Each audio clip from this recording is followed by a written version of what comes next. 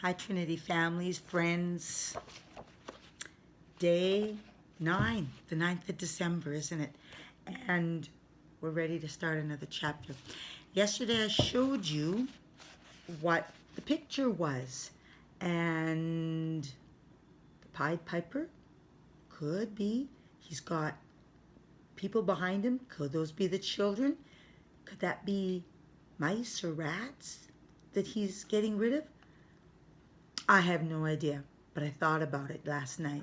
Anyway, so we are the 9th of December. Let's read and find out where we are. Right. So yesterday, John came to meet Joachim, and that surprised Joachim. Oh, yeah. And Mama almost found out about the pieces of paper, too, didn't she? Yesterday was an interesting day. Let's find out about today, all right? They had broken a solemn promise. Okay, they had broken a solemn promise. So that's going to happen somewhere in this story. Joachim couldn't stop thinking about the words John had muttered to himself. Sabbat, Tabas. Who or what were Sabbat and Tabas? Could those strange words have anything to do with the magic advent calendar? Before he went to bed, he wrote the words down in a little notebook so as not to forget them by morning. Then he discovered something odd. Sabbat became Tabas when he read it backwards. So, of course, Tabas turned into Sabbat. This was so mysterious that he wrote down the two words like this. And I need to show you how it looks. So, Sabbat, Tabas.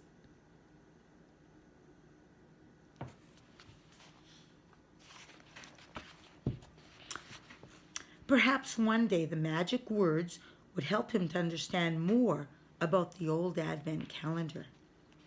Suddenly he remembered something the bookseller had said. Hadn't he said that the old flower seller was a bit odd? Joachim didn't think he seemed the least bit odd.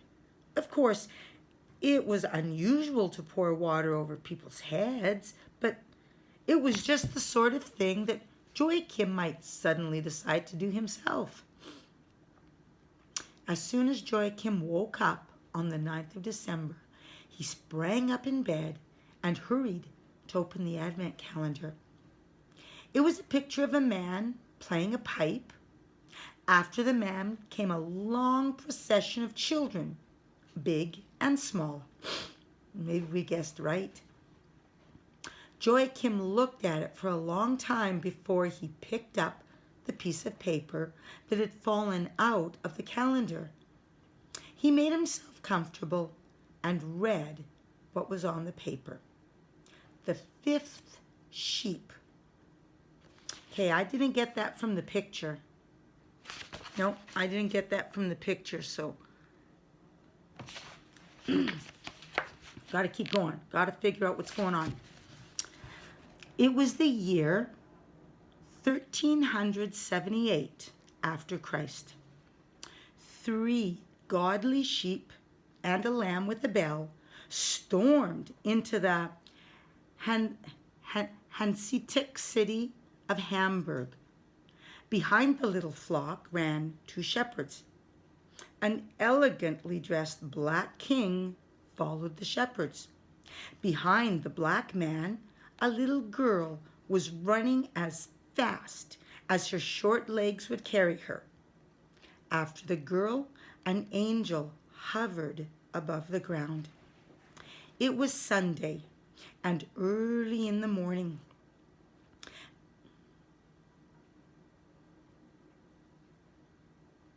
Okay, I stopped because I was confused. Oh, I know. When it said the 6th of December, it was Sunday for Joachim.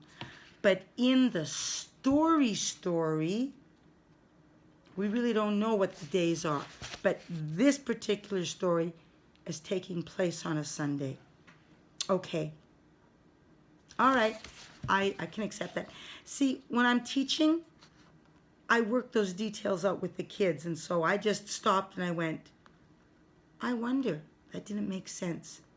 So that's what I do. So I guess you just heard my inside thinking with my outside voice.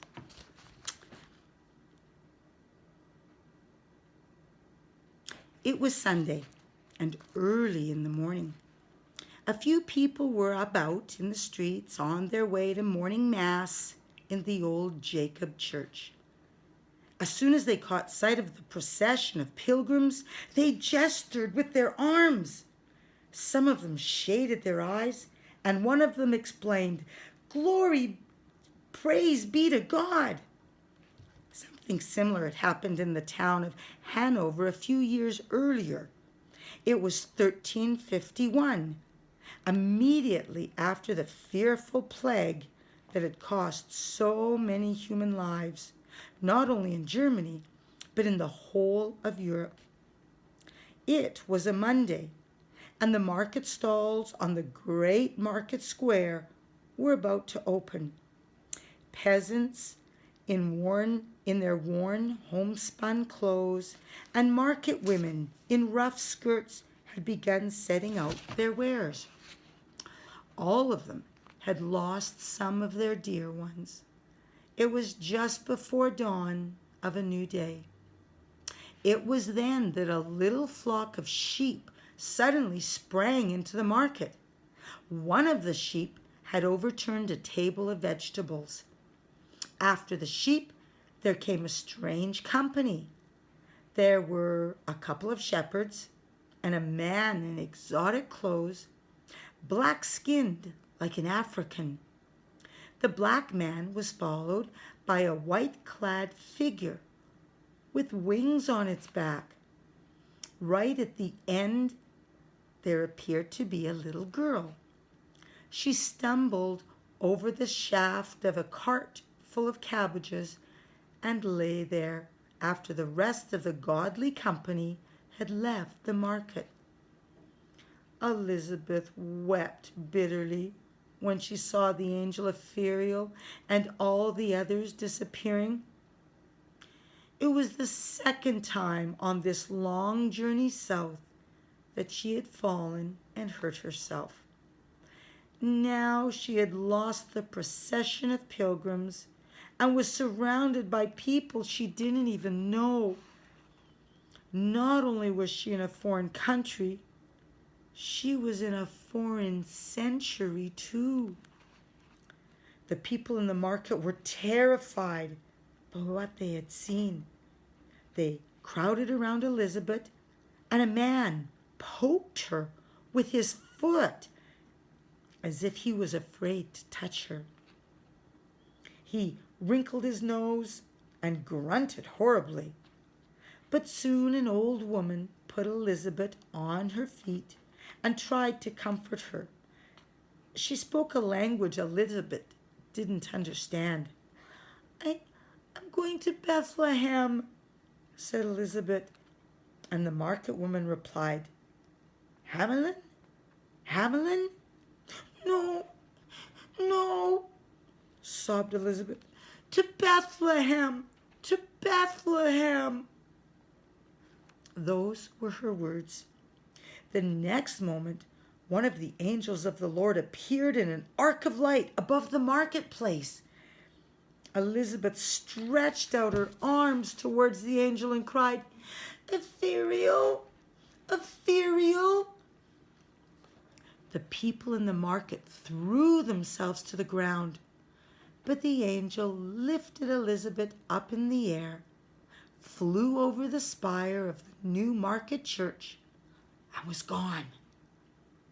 He put her down on a country road outside the town where the sheep, the shepherds, and Caspar the Black King were waiting for her.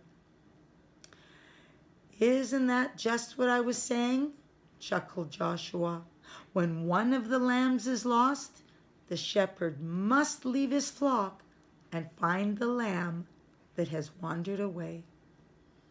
He struck the ground with his crook and said, "To Bethlehem, to Bethlehem." "How far is it to Bethlehem?" asked Elizabeth. "Oh, not very far, my dear."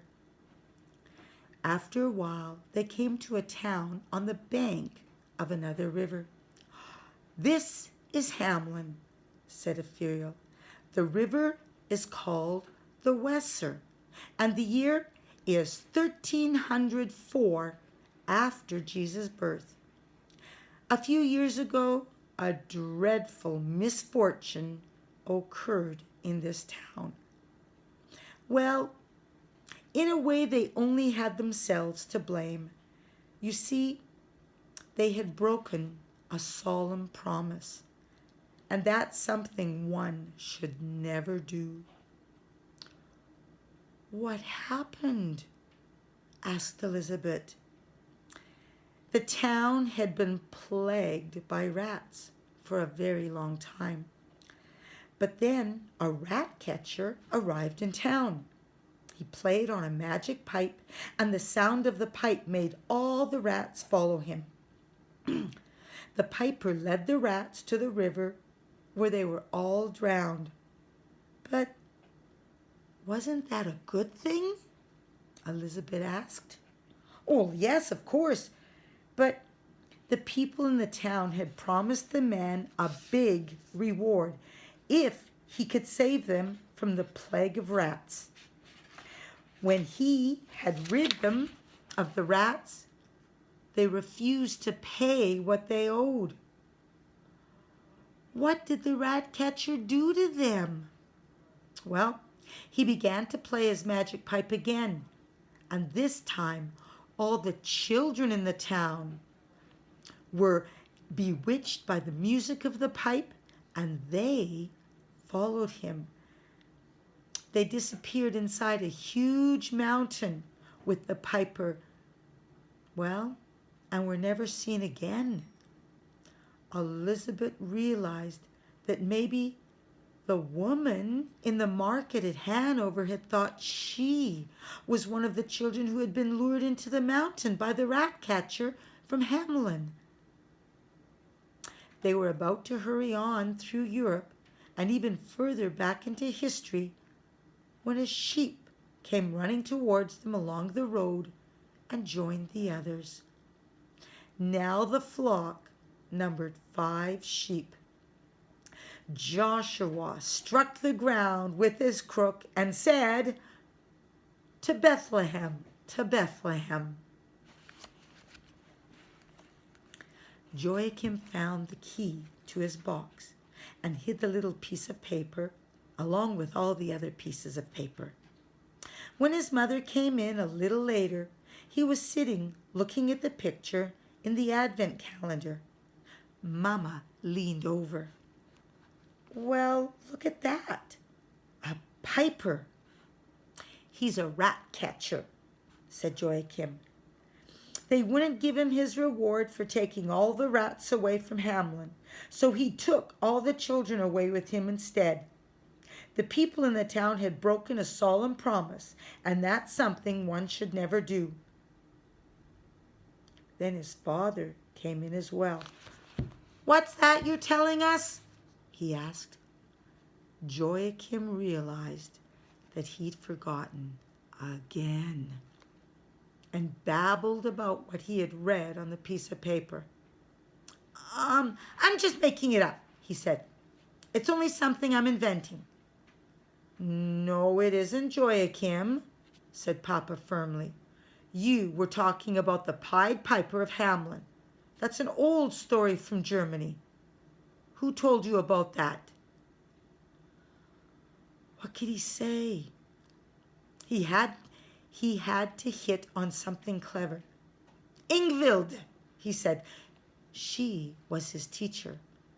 Or maybe it was someone in the class. He was telling lies now. But wasn't he allowed to lie about a Christmas present? Wasn't that the only thing in the whole world that you could lie about as much as you liked? After school, Mama and Joachim went into town to buy an anorak, and Joachim asked to go into the market. There were not as many people in the market as there were in the summer. Some stall holders were selling wreaths and candles. Others were selling all sorts of Christmas presents. I wonder how they can bear to stand here in the middle of winter, shivered Mama. There's someone over there selling flowers, too. That's because part of the glory of heaven has strayed down to earth, said Joachim. Something was laughing inside of him when he said that. Whatever are you talking about? Asked Mama. He's selling flowers in the middle of the winter because the glory of heaven has strayed down to earth, repeated Joachim. You see, there's so much glory in heaven that it can easily spill over. Mama shook her head and sighed in despair. She obviously didn't like him to say such strange things. John was standing behind a table with lots of flowers on it. He winked at Joachim and gave a little wave. When they had passed, Joachim turned around. John was pretending to play on an invisible pipe. So John knew exactly what had been said this morning, or said in the morning when he read it. So cool. John seems to know exactly what's happening. Well, I guess he'd have to if he made it, right? But if he made it so long ago, how does he remember? Wow. It's been a lot of fun, and I'm enjoying revisiting this book. I'm going to leave it there. You can go research that story from Germany if you'd like. Enjoy your day. We'll see you tomorrow for the 10th of December. Bye, y'all.